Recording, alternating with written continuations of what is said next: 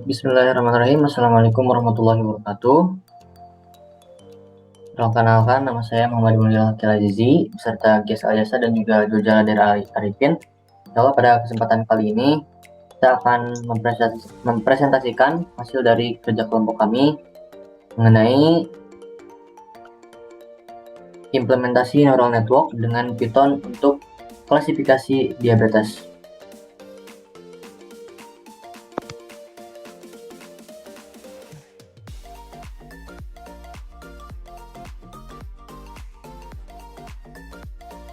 Nah, menurut WHO pada tahun 2019, diabetes dan komplikasi penyakit ginjal yang disebabkan oleh diabetes menyebabkan sekitar 2 juta kasus kematian. Diabetes ialah penyakit kronis terjadi ketika pankreas menghasilkan insulin dalam jumlah yang kurang memadai atau ketika tubuh tidak mampu menggunakan insulin secara efisien. Diabetes dapat mempengaruhi kualitas hidup pasien jika tidak diidentifikasi dan dikelola dengan baik. Oleh karena itu, penelitian mengenai diagnosis dini dan klasifikasi jenis diabetes menjadi semakin penting. Nah, dalam konteks ini, penggunaan teknologi dan juga metode komputasi seperti neural network telah menjadi fokus utama penelitian. Dalam penelitian ini, kita akan menjelajahi implementasi neural network dengan Python untuk klasifikasi diabetes. Penelitian yang dilakukan akan membahas langkah-langkah dalam membangun model neural network yang efektif, termasuk pre-processing data, pemilihan fitur yang relevan, dan pelatihan model. Selain itu, penelitian ini juga akan mempertimbangkan kepentingan klinis dan klasifikasi diabetes yang akurat, dengan tujuan untuk membantu para profesional dalam diagnosis dan juga perawatan pasien.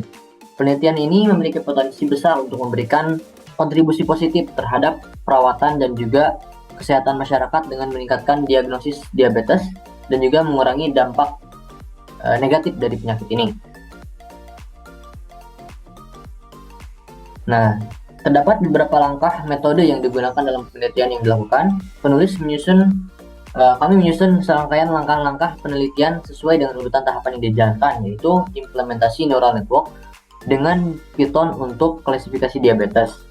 Nah, adapun untuk langkah-langkah prosedural dalam memprediksi menggunakan neural network, yang pertama ada pengumpulan data, yang kedua ada processing data, yang ketiga pembuatan model neural network, yang keempat ada pelatihan model, lalu yang kelima evaluasi model, dan juga yang terakhir ada pengujian model.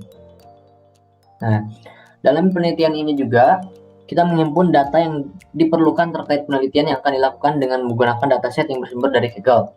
Dataset tersebut di dalamnya terdapat beberapa kolom data, informasi mengenai gejala yang mempengaruhi orang mengapa dia bisa terkena diabetes. Data tersebut nantinya akan digunakan untuk memprediksi klasifikasi diabetes. Nah, berikut ada tabel dari datasetnya. Dari dataset tersebut kita dapat melihat bahwa beberapa gejala yang dapat mempengaruhi orang terkena diabetes diantaranya ada beberapa kali kehamilan, terus konsentrasi glukosa plasma, tekanan darah, dan juga yang lain-lain. Lalu yang selanjutnya ada kajian teori yang akan dijelaskan oleh Saudara Julja. Silakan. Ya, terima kasih kepada moderator yang telah memberikan kesempatan kepada saya untuk memberikan penjelasan tentang kajian teori yang telah kami buat. Kajian teori yang telah kami buat yang pertama ialah machine learning, yang dimana machine learning adalah serangkaian proses yang membantu menganalisis dan memprediksi data dalam skala besar dengan menerapkan data tersebut ke dalam algoritma pembelajaran yang telah diimplementasikan kepada program yang telah kami buat. Penerapan deep learning menggunakan convolutional neural network untuk mengklasifikasikan gambar kuil berbasis GPU pada tahun 2017 mendefinisikan machine learning sebagai metode komputasi yang berfokus pada pengalaman untuk meningkatkan kinerja atau membuat prediksi yang akurat. Dalam machine learning tersebut terdapat dua fase utama, yaitu fase pelatihan dan fase aplikasi. Fase pelatihan melibatkan pemodelan algoritma dengan menggunakan data pelatihan untuk mengoptimalkan sistem. Di sisi lain, fase aplikasi melibatkan penerapan pemodelan yang telah dipelajari selama fase pelatihan untuk membuat keputusan yang spesifik. Proses ini dapat diterapkan dalam dua konteks, yaitu pembelajaran terawasi dan tanpa pengawasan. Pembelajaran tanpa pengawasan melibatkan pemrosesan sampel data tanpa keluaran yang ditargetkan. Seringkali melibatkan penggunaan beberapa sampel data secara bersamaan. Ini dapat digunakan dalam proses visualisasi atau eksplorasi data. Di sisi lain, pembelajaran terawasi melibatkan pengolahan data sampel dengan menghubungkan input X dengan output yang diinginkan, yaitu Y. Proses ini dapat diterapkan dalam konteks klasifikasi yang telah disebutkan di jurnal yang telah dibuat oleh Hirani pada tahun 2018. Dengan demikian, machine learning menjadi alat yang efektif untuk menganalisis data besar dan membuat prediksi berdasarkan pengalaman dengan metode terawasi dan tanpa pengawasan, memainkan peran kunci dalam mengolah informasi dan meningkatkan kinerja sistem. Yang kedua dari kajian teori yang telah dibuat yaitu neural network, yang dimana neural network tersebut adalah suatu metode komputasi yang meniru struktur jaringan syaraf biologis. Metode ini menggunakan unit perhitungan nonlinier yang disebut neuron, yang tersusun dalam suatu jaringan terhubung menyerupai struktur jaringan syaraf manusia. Pembentukan jaringan syaraf jeruan ini bertujuan untuk mengatasi permasalahan tertentu, seperti pengenalan pola atau klasifikasi melalui proses machine learning tersebut. Python. Yang ketiga ialah Python. Python adalah suatu bahasa pemrograman tingkat tinggi yang bersifat interpretif dan berbasis objek dengan semantik yang jelas. Kelebihan utamanya terletak pada struktur data yang canggih, pengetikan dinamis, dan pengikatan dinamis menjadikannya pilihan yang sangat efektif untuk pengembangan aplikasi yang responsif atau digunakan sebagai bahasa skrip serta untuk mengintegrasikan komponen yang sudah ada. Sifat keterbacaan tinggi dari sintaks Python yang sederhana meminimalkan biaya pemrograman, modularitas program, dan penggunaan kembali kode ditingkatkan melalui dukungan Python terhadap modul dan paket. Python juga mendukung kerjasama dengan berbagai bahasa pemrograman lainnya, termasuk Java, C++, dan JavaScript. Yang keempat dari kajian teori yang telah dibuat yaitu TensorFlow, yang merupakan sebuah platform lengkap untuk melakukan pembelajaran mesin atau machine learning. Sebagai perpustakaan yang komprehensif dan fleksibel, TensorFlow menonjolkan fitur algoritma dari CNN yang dimana dapat dijalankan pada berbagai platform, termasuk Raspberry Pi, tanpa mengorbankan kinerja dan kecepatan. TensorFlow ini merupakan perangkat lunak aliran data dan perpustakaan pemrograman sumber terbuka serta gratis yang dapat digunakan untuk berbagai tugas dengan kompleksitas yang mungkin. Sebagai generasi kedua dari Google Brain, TensorFlow digunakan untuk analisis dan pengembangan di Google. Pada tanggal 11 Februari, versi 1.0 TensorFlow telah berfungsi dengan baik dan banyak CPU dan GPU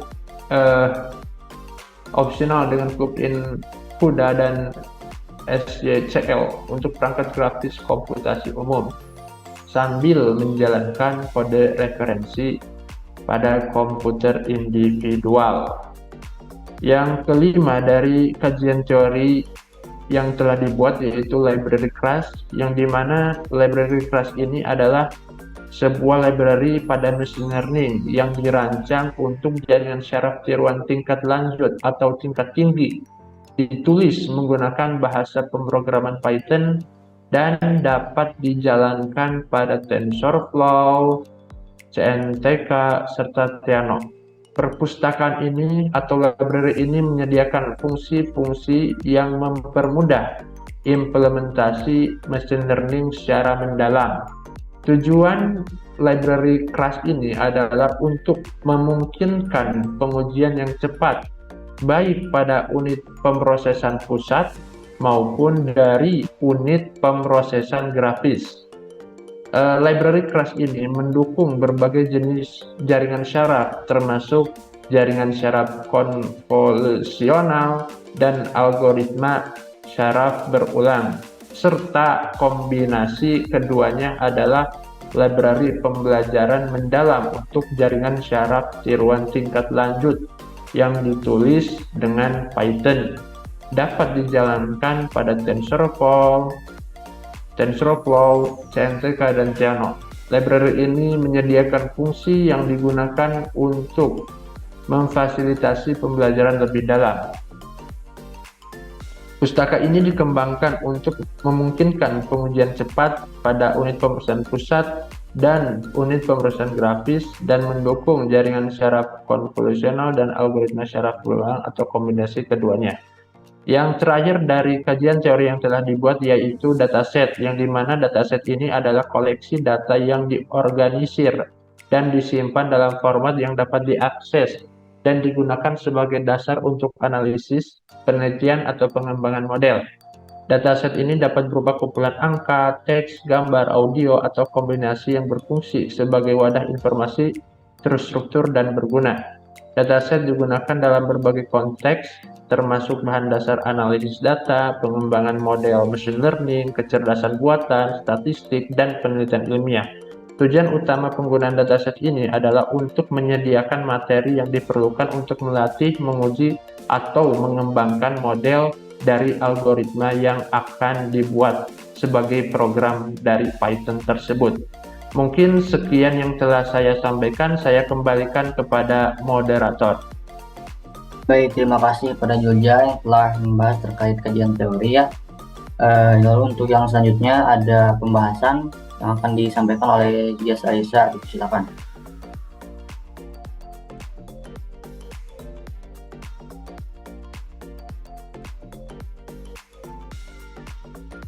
Baik, terima kasih kepada moderator. Pada kesempatan kali ini saya akan menjelaskan mengenai program yang telah kelompok kami buat. Langsung aja ke proses penggunaan programnya.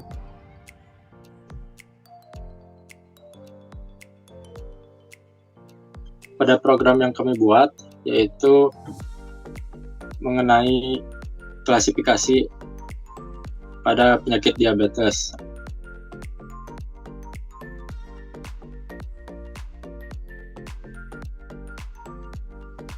Langsung di run saja.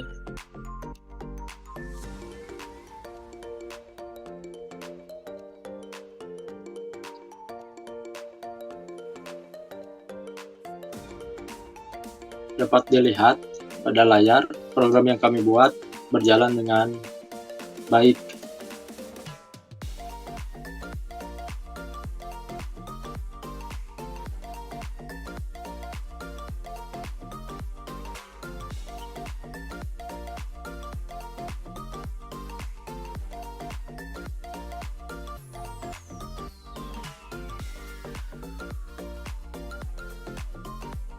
Untuk implementasi program yang kami buat, yaitu yang pertama membuat perintah untuk mengimport pustaka, memuat data, dan membuat model neural network dengan menggunakan pustaka keras, dan juga perintah untuk mengimport matriks evaluasi. Terus dilanjut dengan perintah untuk membuat dataset, untuk membaca dataset dari diabetes dataset latih dengan file CSV.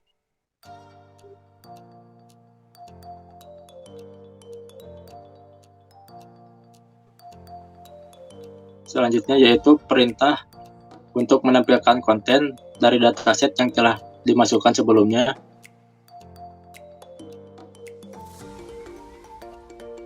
Perintah selanjutnya yaitu untuk memisahkan dari fitur X dan target Y.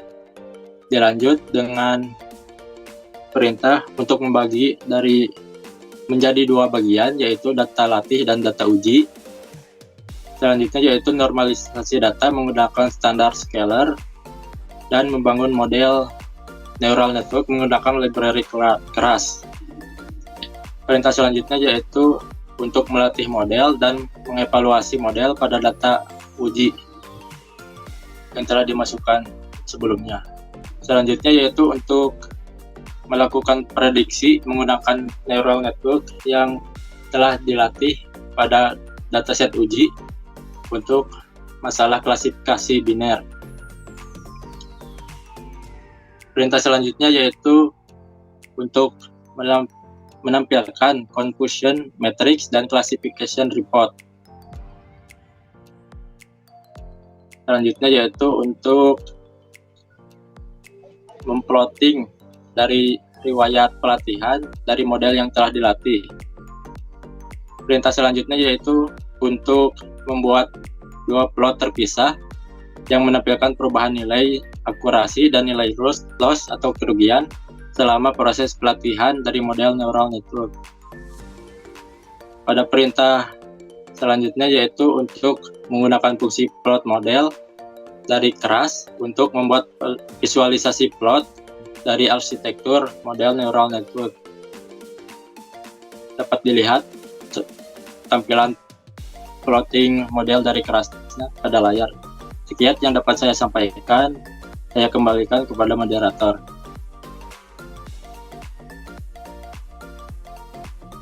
Baik, terima kasih kepada Bias Ayasa yang telah menjelaskan terkait program yang telah kami buat ya. Dengan dijelaskannya program yang telah dibuat tadi dan juga didemonstrasikan, berakhirnya juga presentasi yang kami sampaikan.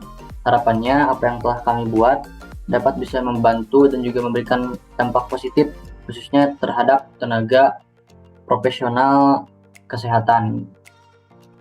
Semoga apa yang kita buat akan menjadi terobosan baru untuk masa depan yang kedepannya. Sekian dari kelompok kami. Mohon maaf bila banyak kesalahan. Assalamualaikum warahmatullahi wabarakatuh.